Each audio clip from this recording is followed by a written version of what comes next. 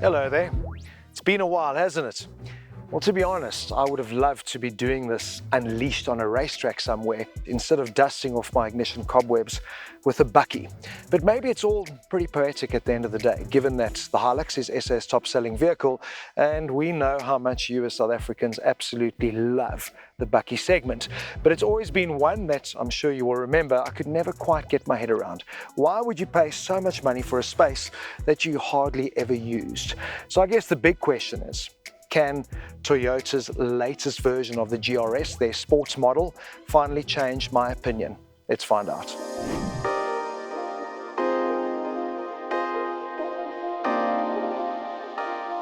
For the Japanese, change is a very slow process.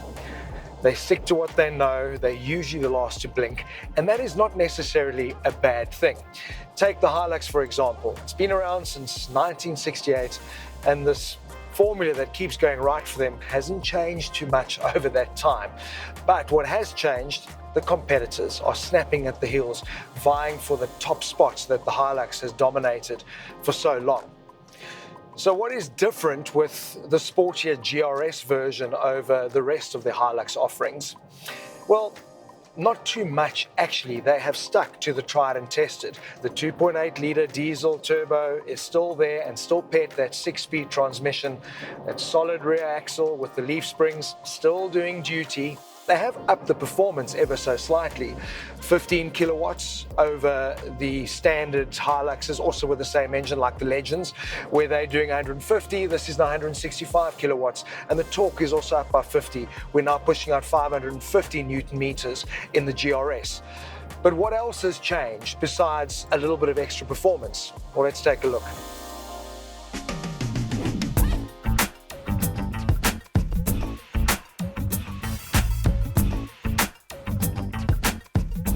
Well, for starters, it looks a ton load better than the previous generation. And that's thanks to things like the wider track. Up front, it's up 140 millimeters, the rear track 155 millimeters wider. Proper standout features, obviously black cladding. It looks proper, it gives it some real curb appeal. Black detailing, look at the grille with the black mesh and the bold Toyota lettering that we've come to love. You've got your black mirrors with a cool little puddle light that puts the logo down on the ground, the door handles, the black runner boards, and they've also obviously added the GR-S sports logos, which really do drive home the message that this is a sportier Hilux. But also important for me is its ride height has increased by 20 millimeters. If you look at the wheels, yeah, they've brought out all new 17-inch wheels that are a little bit lighter, and then of course they go and fill the wheel arches with these imposing all-terrain tires. So all round, top job. Finally, a Hilux GR-S that people will look at.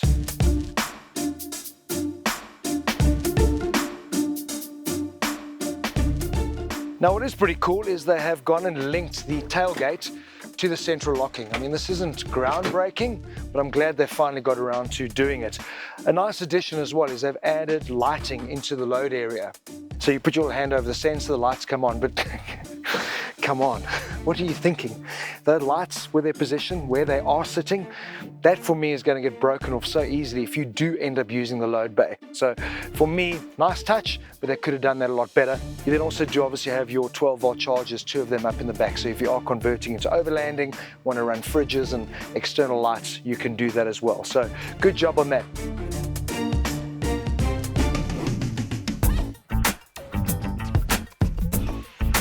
So the interior follows the same route. There is nothing outlandish or in your face. It's a comfortable and also very familiar space. You've got lots of hints of red detailing to remind you that this is a sportier persona you're dealing with. And if you do forget, obviously GR badging throughout the interior. Things that I do like, the steering is multifunction, so everything you need is right at your fingertips. From a driving perspective, the steering wheel is height and reach adjustable, which for me is crucial. The driver's seat also is adjustable electronically, but to be fair, everything here feels feels very 2016. There's nothing new, there's nothing wow, there's nothing certainly that's going to get the competition worried.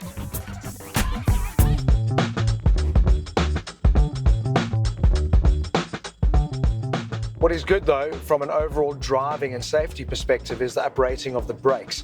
With that extra performance, they've put slightly bigger ventilated front discs on. We've gone from 16-inch to 17, but probably most crucial for me is it used to have drum brakes at the rear, and now we're running with 15-inch ventilated discs back there as well. This is obviously super important. Now, Toyota haven't elaborated with how they've tweaked the suspension. They've just said they've made some changes. So I'm assuming pretty subtle, but yeah, they've worked with the overall drive quality and comfort. But I think the single biggest thing that has made a massive difference to how this GR-S drives compared to the other Hiluxes out there is the wider track. It's just so much more stable and compliant. There's a great feel through the steering wheel as well. I know they've made some adjustments there, but all over, not just on the tar road, but in particular on the gravel, that is where you really feel it. Obviously, we're running with all-terrain tires, and I find if you do go and drop tire pressures, they tend to run them a little bit too hard coming out of factory in terms of standard conditions. We've dropped them to 2 bars in the front, 1.8 in the rear when you've got no load, and it really is so good.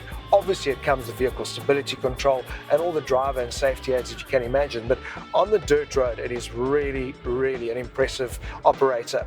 I also like the tweaks they've made to the wheel. It feels a lot more direct and precise. Any feedback you put in, you immediately feel it through the drive experience. So I know they're trying to push the sportier persona, and I think you really do feel that on dirt roads and in those sort of conditions.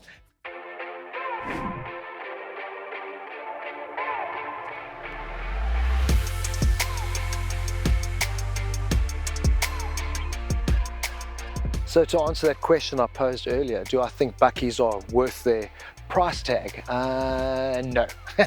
I still think it's a crazy amount of money that you're paying for a square meterage that you very seldom use.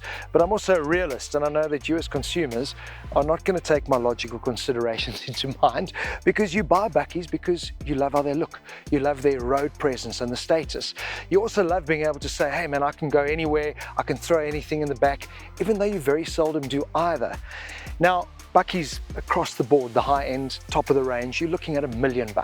This is 10 Rand shy basically. And if I look at it and I look at the competitors and I look at this model, I would kind of say that I think you're going to get more bang for your $1 million looking at the competitors, because they do come with the latest gadgetry and the lifestyle tech that I know so many of you love. But I think the real question, and this is what drives sales for Toyota, is how much money do you put to a badge? You also do buy bakkies based on heritage, and that is where Toyota really trumps the competition.